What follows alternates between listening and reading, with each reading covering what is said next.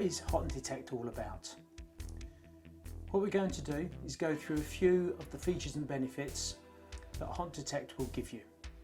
First and foremost, it's an active, audible and visual alarm of the relief valve passing water, indicating there's something wrong with the system. So the sensor board has got a temperature and water sensing head.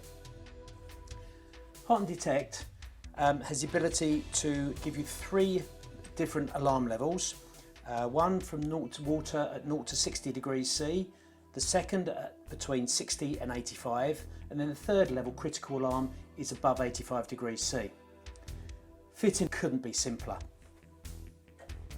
Pull the sensor board out slightly, make sure the hooks are engaged on the side of the product, engage the board inside tundish and hook on. It's that simple, it's that easy.